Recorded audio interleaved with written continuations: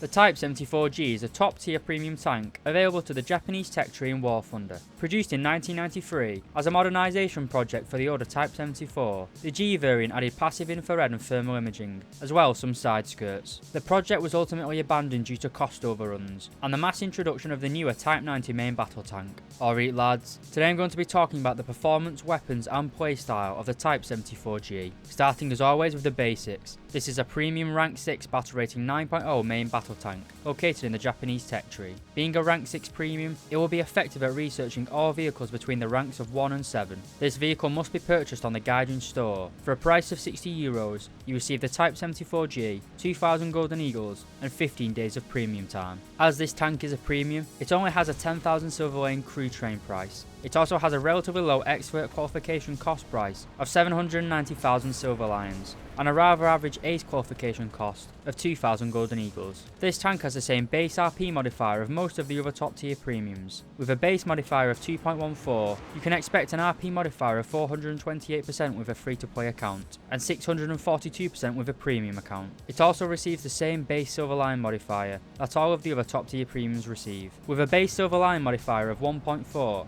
you can expect a 280% Silver Lion modifier with a free to play account, and 420% with a premium account. With its powerful gun and thermal optics, the Type 74G certainly looks promising, but with its more antiquated chassis and recent BR increase up to 9.0, is the Type 74G still a worthwhile purchase for Japanese players?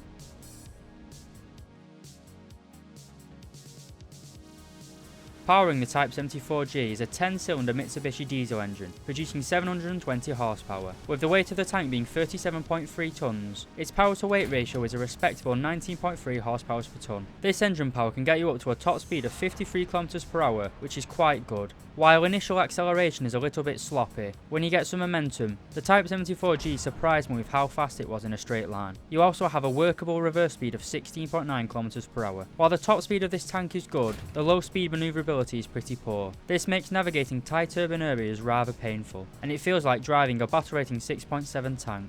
This tank also has the ability to neutral steer, although it has a pretty average traverse rate of 31.8 degrees per second, meaning it can make a full 360 degree turn in 11.3 seconds. Overall, the Type 74 does not have a manoeuvrability advantage over the majority of other tanks it will face. It is unable to rush a position at the start of a game, or reliably pull off a risky flank. The average hull traverse and slow speed manoeuvrability makes driving feel sloppy at times.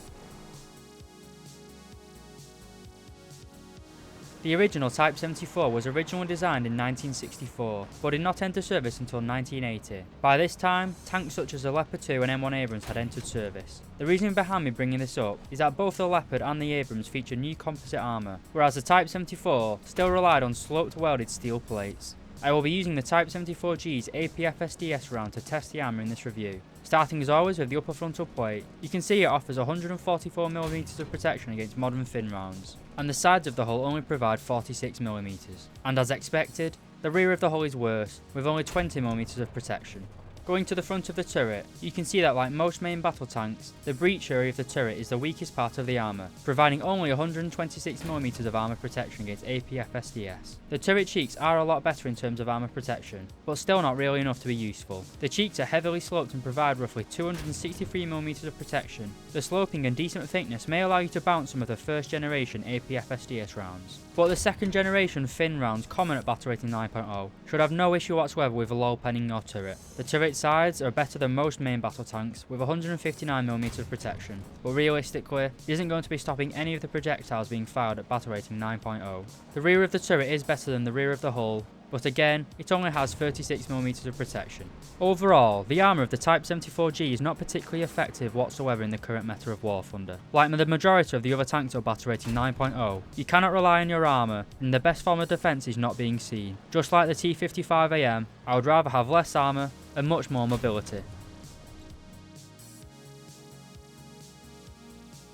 The Type 74G is armed with the L7A3 105mm cannon. This is the Japanese licence-built version of the British L7 gun. With this gun comes a great rate of fire. You are able to reload every 8.7 seconds with a stock crew, and with an ace crew every 6.7 seconds. You can carry 50 rounds in total, but I would highly recommend taking no more than 15 rounds of ammunition. Your first stage ammunition of 15 rounds is stored in the turret, mainly in the rear turret bustle, making them somewhat safe. Taking any more than 15 rounds means that you will have rounds stored in the hull next to the driver, making you an easy one shot to any experienced player. The gun is fully stabilised and housed in a turret with a max traverse rate of 24 degrees per second. This is a pretty poor turret traverse rate, and it will get you killed, as you are unable to swing the gun around fast enough to react to enemies on your flanks. Another issue with this gun is its atrocious gun depression of -6 degrees, almost half as good as the other NATO main battle tanks. This is a particular letdown due to your poor armour, meaning you will really need to expose yourself to get a shot over a hill or crest. It also only has 9 degrees of gun elevation.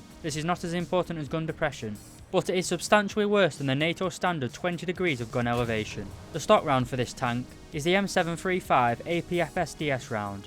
You may remember this, as it is the same round that the XM1 uses. It is fine as a stock round, but I would only really recommend using it if you are short on silver lions. Another round that has very little use is the M416 smoke shell. It can create a pretty decent smoke screen with a radius of 20 meters and a hold time of 25 seconds. But it is pretty useless in 99% of firefights, seeing as you have dedicated smoke launchers. For soft targets, you get access to the Type 75 high explosive squash head round. This has a relatively low muzzle velocity of 760 meters per second and can only penetrate 127 millimeters of armor. While not being useful for main battle tanks, the Hesh round carries 2.7 kilograms of TNT equivalent, making it somewhat decent for taking out lightly armored vehicles. Just be aware of its low muzzle velocity, as it makes it quite hard to hit fast moving lightly armoured targets. You also get a high explosive anti-tank fin stabilised round. The Type 91 has 400mm of penetration at all ranges, and a muzzle velocity of 1150 meters per second.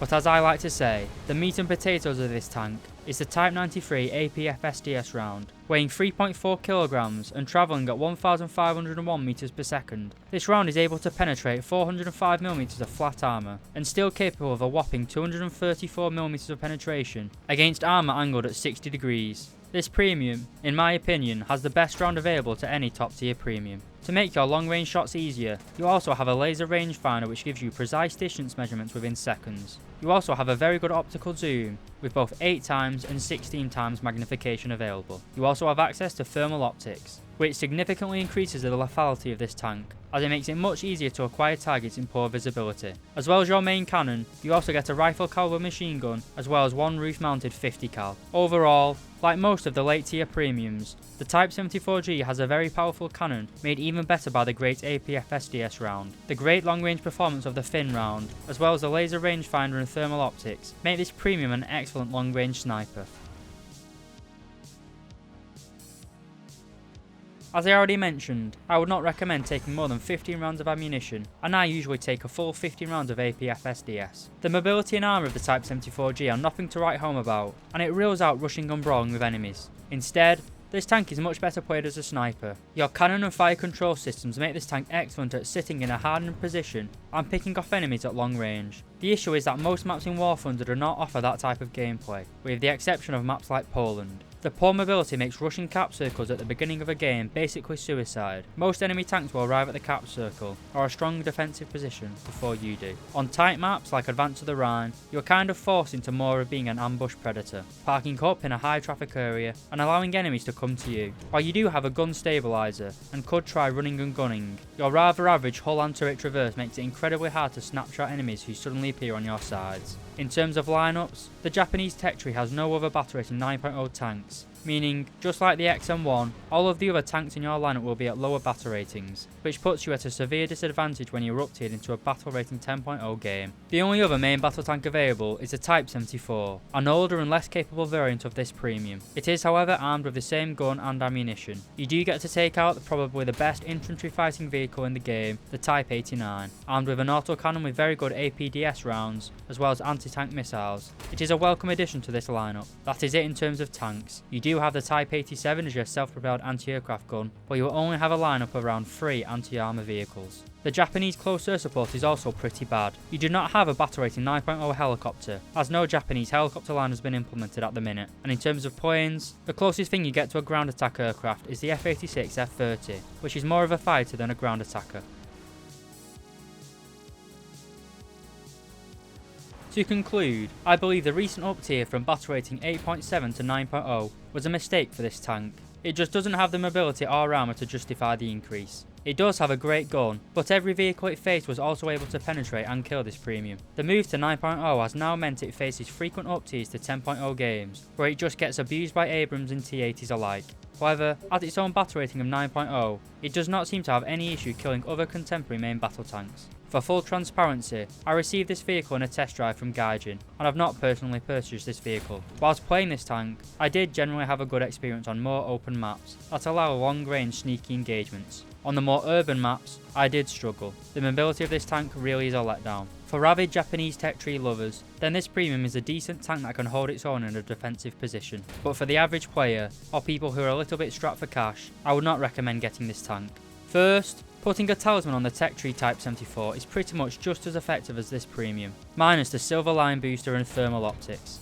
Secondly, the Japanese tech tree isn't particularly flushed out at top tier, and the soul and personality of the Japanese tech tree is found in the mid tiers. I would recommend players to focus more on said mid tier vehicles, as this is where I believe the best Japanese lineups are. I would recommend anyone wanting to start in the Japanese tech tree to purchase the Japanese Tiger, the heavy tank number 6, which costs substantially less than the Type 74G. I personally have mainly positive memories from playing this tank, and would recommend you considering purchase this tank in the event of a 50% off sale or bundle. But with the Japanese high tiers being rather limited, I see no real reason for the average player to purchase this tank. And even if you are looking for a tank to grind silver lions, the French AMX-30 Super is a far better choice. As always, I hope you found this video helpful lads, and thank you very much for watching.